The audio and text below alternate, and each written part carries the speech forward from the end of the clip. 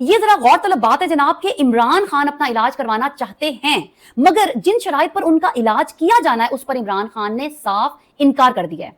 यानी कि इमरान खान कोई भी डील करने पर राजी नहीं है।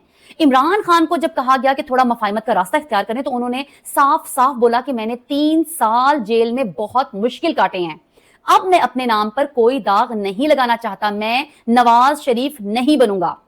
दूसरी तरफ इमरान खान ने दोबारा अपनी बहन को बोला है कि ये मुझे मोहम्मद मुर्सी की तरह मार देंगे। मोहम्मद मुर्सी को भी ऐसे ही कैद तन्हाई में रखा गया था और फिर स्लो पॉइजन देकर उन्हें तबई मौत मार दिया गया था। अल्लाह ना करे जनाब ऐसा कुछ हो। और ये बात इमरान खान की बहनों को इसीलिए बहुत परेशान कर रही है।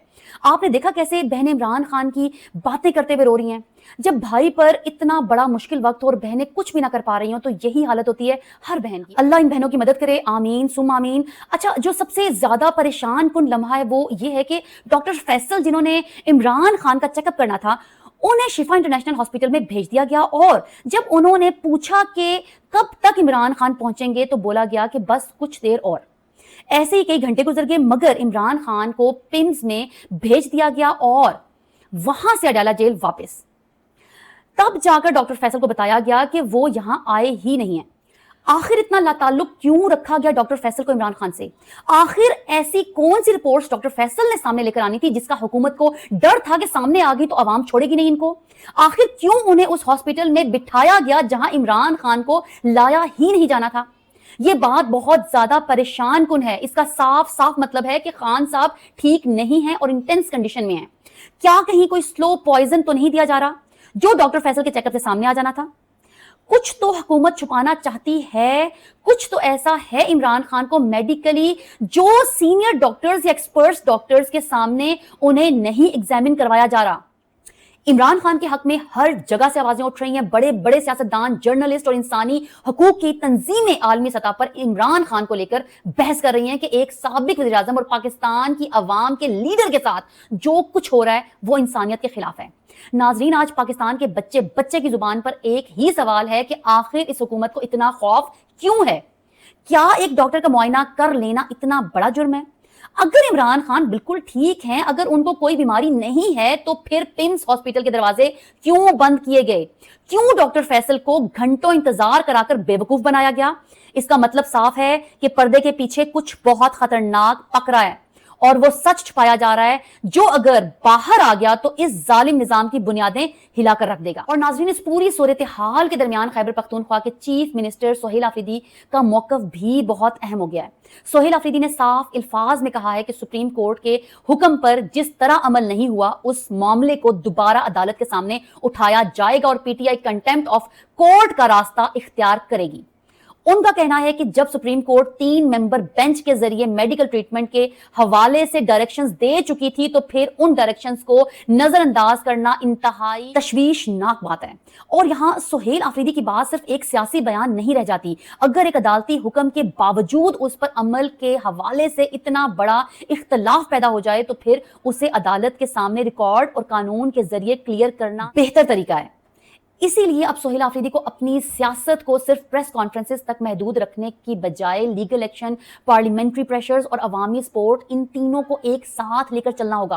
पीटीआई ने भी फैसला किया है कि सुप्रीम कोर्ट में कंटेम्प्ट पिटीशन के जरिए हुकूमत की एलिज्ड नॉन कंप्लायंस को चैलेंज किया जाएगा, जबकि 27 सितंबर का प्रोटेस्ट कॉल भी बरकरार है। सोहेल आफरीदी के पास इस वक्त एक बड़ा सियासी प्लेटफॉर्म मौजूद है। अवाम को एक क्लियर डायरेक्शन चाहिए और अगर सोहेल आफरीदी वाकई इमरान खान के लिए इस स्ट्रगल को लीड करना चाहते हैं तो उन्हें यही डायरेक्शन देनी होंगी कि हम कानून के अंदर रहकर अपनी आवाज उठाएंगे, अदालत का दरवाजा खटखटाएंगे, फैक्ट्स और एविडेंस के साथ बात करेंगे और पुरअमन तरीके से प्रेशर बिल्ड करेंगे। यही अप्रोच इस मूवमेंट को मजबूत भी करेगी और दूसरों के लिए इस पर उंगली उठाना भी मुश्किल करेगी। सोहेल आफरीदी पहले भी अडयाला जेल के बाहर अपने सख्त मौकफ का इजहार कर चुके हैं और कह चुके हैं कि वो बिना ऑफिशियल कंफर्मेशन कि दोबारा इमरान खान से मुलाकात के लिए अडयाला नहीं जाएंगे। उन्होंने 27 सितंबर के बाद की सियासी स्ट्रैटेजी का भी इशारा दिया है। अब जरूरत इस बात की है कि वो अपने बयान को प्रैक्टिकल एक्शन में तब्दील करें। अगर हुकूमत कहती है कि इमरान खान का प्रॉपर मेडिकल एग्जामिनेशन हुआ है तो फिर मेडिकल प्रोसेस दिखाने और उसको वाजे करने में, उसकी इन्फॉर्मेशन देने में इतनी कंफ्यूजन क्यों?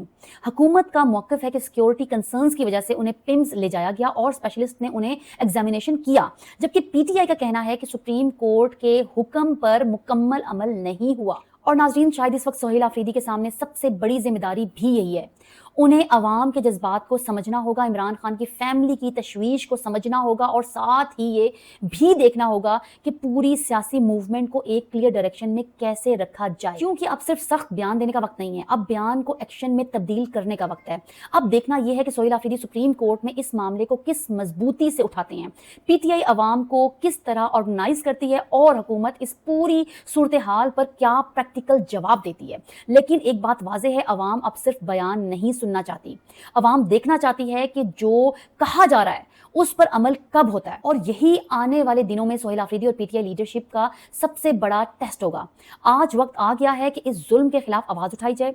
ये जंग सिर्फ एक सियासी रहनुमा की नहीं है, ये पाकिस्तान के आईन, कानून और इस मुल्क के मुस्तकबिल की जंग है। जब एक साबिक वज़ीर आज़म और अवाम के मकबूल तरीन रहनुमा को इस तरह निशाना बनाया जाए तो खामोशी इख्तियार करना किसी सूरत मुमकिन नहीं है। खान साहब ने तो साफ कह दिया है कि वो कट सकते हैं, झुक सकते हैं, लेकिन किसी के आगे बिक नहीं सकते। अब फैसला अवाम ने करना है कि क्या इस जुल्म पर खामोश रहना है या सच का साथ देना है। नाजरीन, इस पूरे सूरत हाल को किस तरह से देखा जाना चाहिए? क्या हुकूमत वाकई कोई बहुत बड़ा घिनौना खेल खेल रही है? अपने ख्यालात नीचे कमेंट सेक्शन में जरूर बताएं। इस वीडियो को ज्यादा से ज्यादा शेयर करें ताकि सच हर पाकिस्तानी तक पहुंच सके। अगली वीडियो तक के लिए इजाजत दें। अल्लाह हाफिज।